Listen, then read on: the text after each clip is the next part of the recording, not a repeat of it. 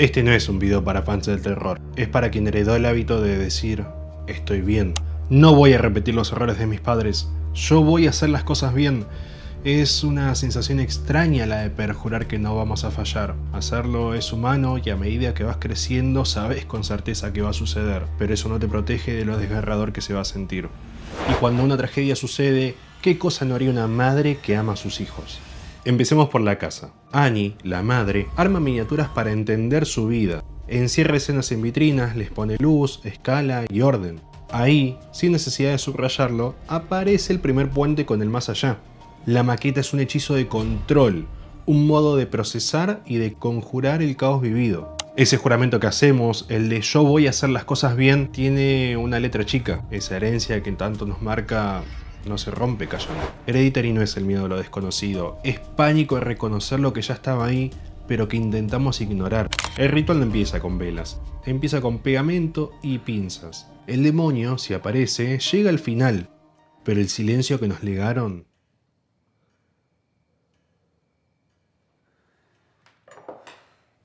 se gestó primero. A través de estas miniaturas, con un ritmo leve pero incesante, es que nos imbuimos en un divorcio y una emancipación emocional que lastima. La tragedia de Charlie estalló como un choque en el que nadie vio venir, pero en la que todos participaron. Nadie quiso que suceda, pero cada miembro actuó negligentemente. Annie insiste en que Peter se la lleve. Steve elige no incomodar, prácticamente no participa en la decisión, y Peter se desentiende en la fiesta. Cuando el ataque sucede, conduce en pánico. Después, es el mutismo quien se sienta al volante. La desdicha produce un daño irreparable en la familia. Y este solo se acrecienta con el tiempo. Es frustrante y demoledor que no se logren comunicar en lo mínimo. Por momentos te hace respirar hondo y tratar de mantener la compostura porque cada elemento de la casa habla mucho más que los personajes. El problema es que nadie está dispuesto a escuchar. Esa realidad se vive con una crudeza que eclipsa cualquier intento por contar una historia paranormal. Saber que podrías vivir algo así es lo terrorífico. Esos demonios, silencios y conflictos y cómo se asimilan a tu vida, eso realmente es lo que da pánico. De ese silencio nace la distancia heredada, y la sesión espiritista no es el primer contacto que se tiene con el más allá. Sucede en la cena, no son platos, son trincheras. La madre acusa sin poder nombrar, y el hijo se defiende sin poder perdonar, y el padre...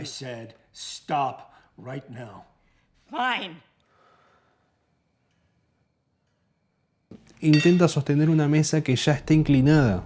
Si un exorcismo es expulsar un ente maligno que ha tomado la posesión de una persona, esta escena lo es. A ver, obviamente que no de demonios literales, pero sí metafóricos. En esta casa no se sirve comida, se sirven versiones de la culpa. La guerra que hubo en la mesa deja un hueco irreparable. No hubo un duelo. En ningún momento se plantea como una opción.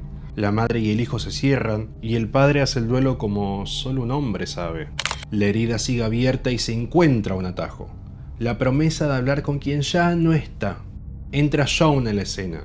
El gesto amable, la garantía de un escape al dolor y ella aprovecha la esperanza de quien se está ahogando con un nudo en la garganta.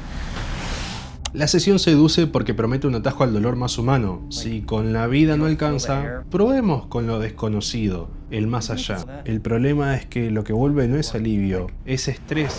El vaso se mueve, la llama salta, la voz tiembla. Y lo único que queda claro es que Steve buscaba normalidad y Peter solo necesitaba un abrazo, no una señal.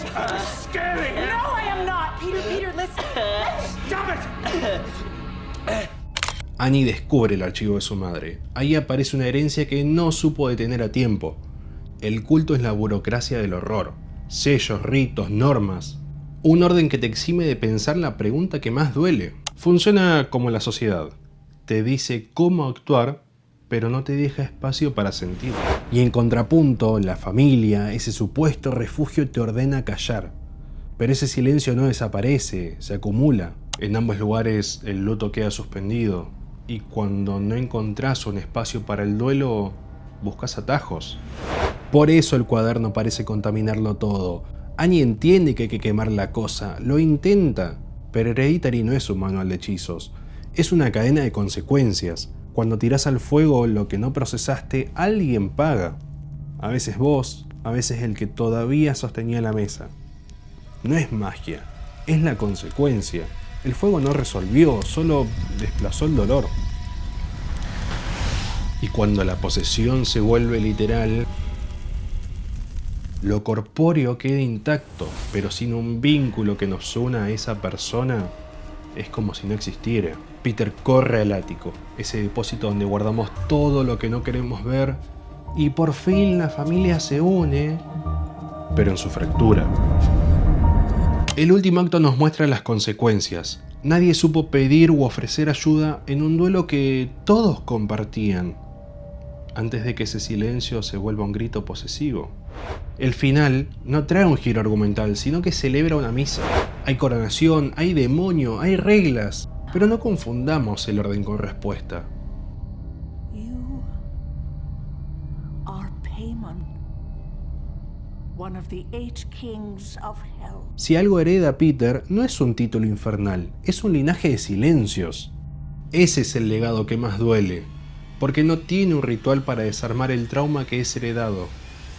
Y ahí el sentido se revela. Hereditary usa el exorcismo como una metáfora para contarnos que un duelo no tiene pasos a seguir. Sí, lo primero, los demonios, asustan un rato en pantalla, pero lo segundo es lo que te perturba hasta cuando estás a punto de dormir. Si acá el dolor se hereda, en el próximo capítulo el dolor te pide una voz. No se oculta, se pronuncia con The Babadook. Posteriormente, la serie continúa con The Witch, Dark Souls, Spiritfarer y mi favorito, The Last of Us Parte 2. Pero antes de irnos, volvamos a esta casa un segundo. Hereditary no te pregunta si crees en lo paranormal, te pide algo más simple y más difícil de admitir. ¿Cuándo dejaste que el silencio hablara por vos?